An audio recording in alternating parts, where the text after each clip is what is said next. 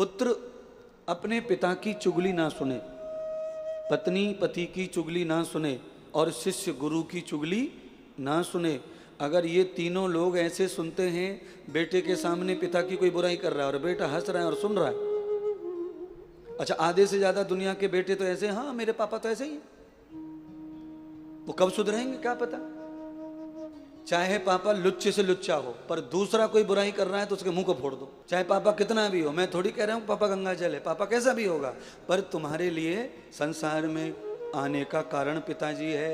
यम वेदो गति ही, जिसके कारण तुम संसार में आए हो, इसीलिए उनका ऋण अपन चुका ही नहीं सकते, चाहे पिताजी खराब है। इसीलिए दूसरे के मुख से कभी पिता की आलोचना नहीं सुनना।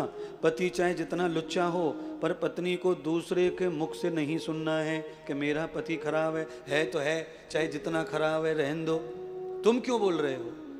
हम देख लेंगे सब, हमारे प्रारब्ध में हम समझेंगे। और ऐसे ही गुरु के बारे में ये तीन की आलोचना जो सहन करता है वो पाप में पड़ जाता है। यात पापौ कृतम भूयंत जाता न यज्जो न दानो कृतम न वेदो स्नानम गितोर्त्वाह। गंगा स्नान से, यज्ञ से, दान से भी ये पाप छूटता नहीं, इसका प्रायश्चित नहीं है। इसीलिए माता सती ने उमाकांत अग्नि में शरीर भस्म किया, क्योंकि वो पाप छूटेगा ही नहीं और उस पाप का परिणाम होगा कि मैं अपयश को प्राप्त हो जाऊंगी, और मैं अपयश को प्राप्त होना चाहती नहीं हूं। इसलिए अग्नि को सौंप दिया शरीर।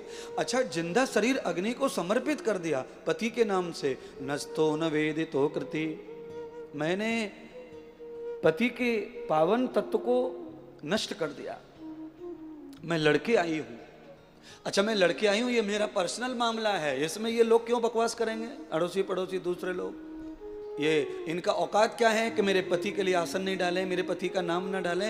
ये होते कौन है, वो तो अखिल ब्रह्मांड नायक है, सबकी मृत्यु उसकी मुट्ठी में है, तो भी ये नालायक है, मूर्ख है। इनको पता ही नहीं है कि इन सबकी मृत्यु भी उसकी मुट्ठी में है जो मेरा पति है, जिसे इन्होंने आसन नहीं दिया है। कभी कभी आदमी स्वार्थ में इतना अंधा हो जाता है कि जिनके हाथ में अपनी बागडोर है हम उनका ही अपमान करने लग जाते हैं, उनके बारे में ही बकवास करने लग जाते हैं।